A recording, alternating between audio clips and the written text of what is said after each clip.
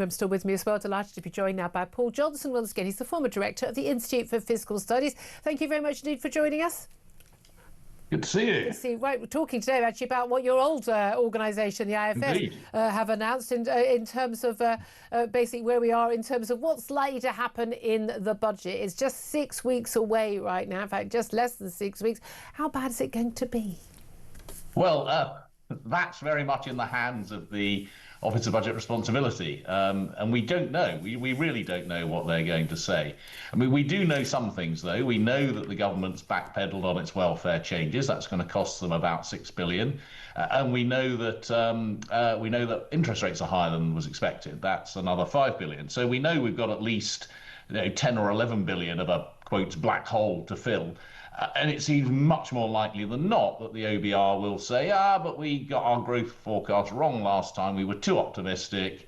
Actually, we think things are going to go less well over the next few years. And that's going to be another, my former colleagues reckon, another 10 billion. So that's at least a 20 billion tax rise in the budget. And if that's right, and that's at the lower end of expectations, I have to say. Well, I was going to say, we've been hearing 40 billion or even indeed. More than that. Indeed, that is at the lower end of expectations. But what my former colleagues also said, which I think is right, is that that's almost certainly not going to be enough, because that would be just enough to give the Chancellor back her tiny amount of so-called headroom against her fiscal rules. And if she does that, then we're going to have the same awful speculation next year when we come up to the budget and, oh gosh, the forecast might have got worse, we might have to raise taxes again.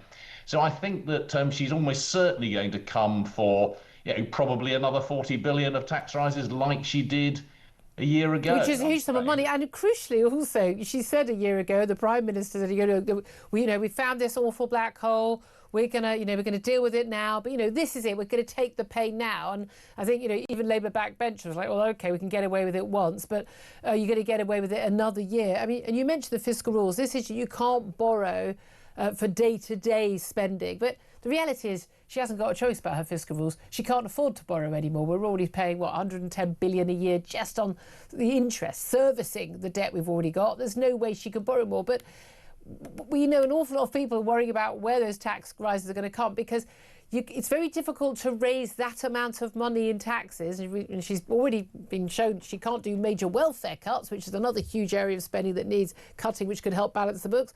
Labour backbenchers won't allow that, even 5 billion of it. And that was nothing. That was money down the back of the sofa.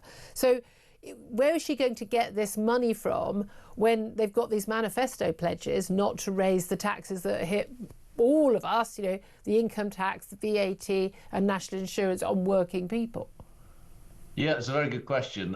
Taking all of that in turn, I think you're absolutely right. She can't borrow more. We're already paying more in debt interest than almost any other country. And as you say, it's well over 100 billion a year. Spending cuts. And it's interesting, there was a hint. I mean, there's not some Kremlinology here in terms of working out what's being said. There was a hint in what the Chancellor said this morning, but maybe she's thinking of spending, though it's very hard to know where she'd go, given that she's struggling to do anything on welfare, and we've already had the spending review. So maybe there'll be something on spending, but I'm sure the big part of it will be on taxes. And again, we've had some, looking at the details, reading between the lines of what's been said. I mean, there was some hint a week or two ago, wasn't there, that the manifesto commitments stand for now, which suggests that maybe I'm sure they've been thinking about whether they'll change them. And then the Chancellor this morning sort of yet again saying, oh, we'll come after the rich or the wealthy. Wealth tax is part of the story.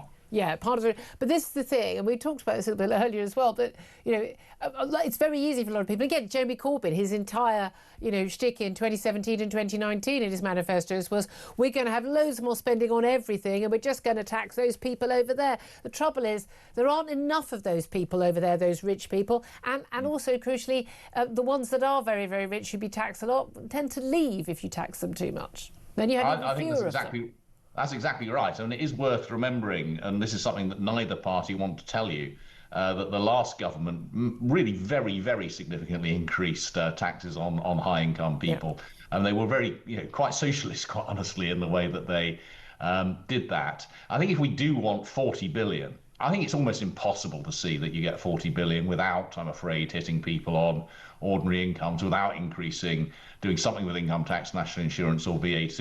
And I think if you try to get 40 billion through fiddling around with capital gains tax and inheritance tax and council tax and all these other smaller taxes, you are going to make a right mess of the tax system, an even bigger mess than you've got at the moment. You come after the pension saving, which we want more saving, we need investment in the economy. You come after that.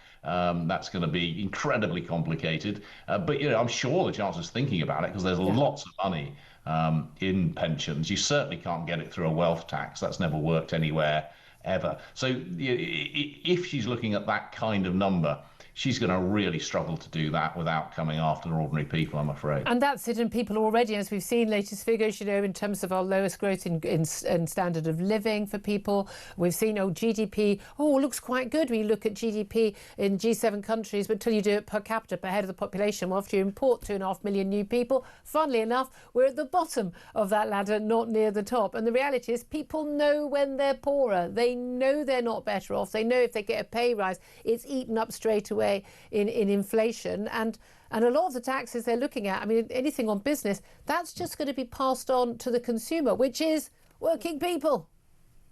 Well, we know that, and actually, the reason that the Chancellor went for this big hike in employer national insurance last year was the sense that people wouldn't notice it so much.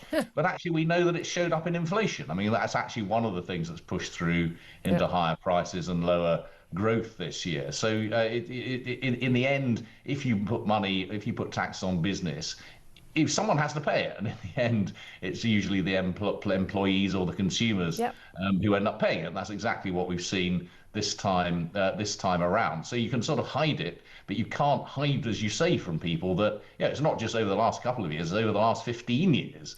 We've barely got any better off. And I think that underlies a lot of the people's fed upness with politics, because for the first time, in at least half a century, and probably in a century, for the first time in a century, you've gone a long, long period of time without people feeling any better off, and that makes them really pretty fed up. And we're seeing that across Europe. We're seeing that in America as well, and that is the thing. People are paying higher and higher taxes, and they don't feel they're getting anything for it. Paul Johnson, great to hear from you. Always appreciate that. Former director of the IFS there. Philip Ingram.